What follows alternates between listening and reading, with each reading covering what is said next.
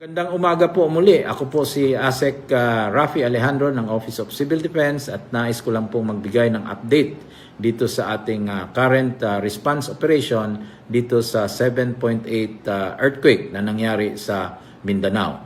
So as of this morning po, 6 o'clock, base po sa datos ng PHIVOLCS, meron na pong 1,953 recorded aftershocks, no, ranging from 1.2 to 6.4 magnitude. So again, ang talagang tinututukan natin sa ating response ay of course General Santos City, yung probinsya ng Sarangani at Davao Occidental. So as of this morning po, meron na pong nai-report sa atin na 35,673 families in 199 barangays ay apektado po dito sa regions 11, Region 12, and some parts of Region 9 and BARM po. So, meron na po tayong 45 evacuation centers na ino-operate dahil meron na pong halos 6,314 families or close to 24,000 individuals ay nananatili sa mga evacuation centers na ito. So, bukod pa dyan, meron tayong 1,815 families na staying outside evacuation centers. So in terms naman po sa casualty, malungkot po na balita na tumaas po from yesterday's 38 reported dead ay umaabot na po ng 45 ang nai-report na casualty dito sa earthquake, no? At meron na pong 630 injured individuals and tumaas po yung ating missing persons. So 17 na po ang reported sa atin na missing. So that covers Region 11 and Region 12. So meron na po tayong 3,169 houses na reported damage.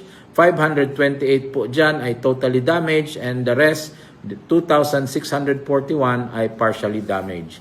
In terms of damage to infrastructure, nasa 562.8 million po ang na-receive natin na report. Base po to sa datos ng DPWH and again, ongoing po yung mga assessment ng ating mga engineers, no? Para po makita yung mga total damage sa area. So meron po tayong 29 road networks na may reported damage and 11 bridges. Kasama pa rin dyan yung isang airport natin, yung General Santos International Airport.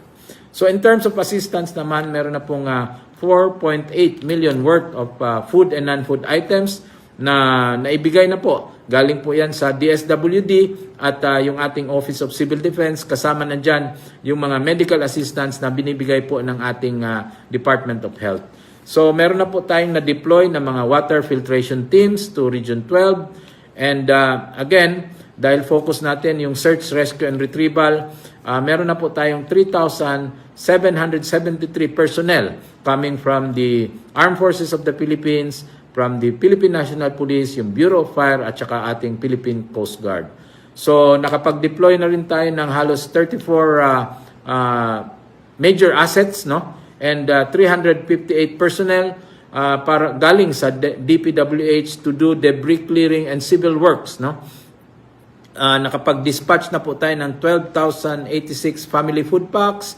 Yung ating logistics cluster po ay nag-deploy na po ng 21 various assets. Kasama na dyan yung ating mga helicopters from the Philippine Air Force, yung barko from the Coast Guard, and several trucks na ginagamit natin for logistics. Yung ating law and order cluster naman, yung led by the Philippine National Police, meron na pong close to 2,500 personnel and 463 assets po na na-deploy sa regions 11 and 12.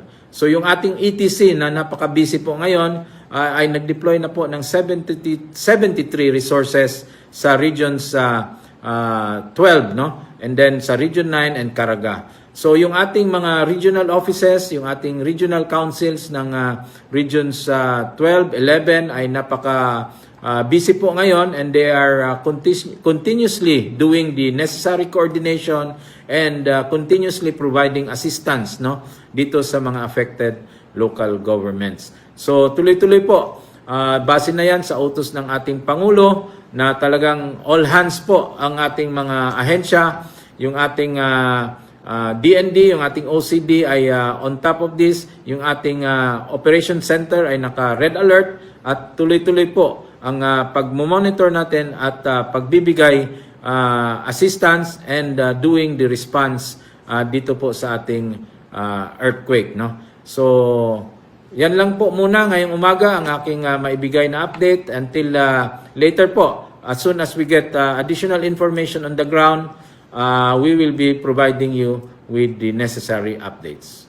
Muli, magandang umaga po at ito si ASEC Rafi Alejandro making the updates. Maraming salamat po.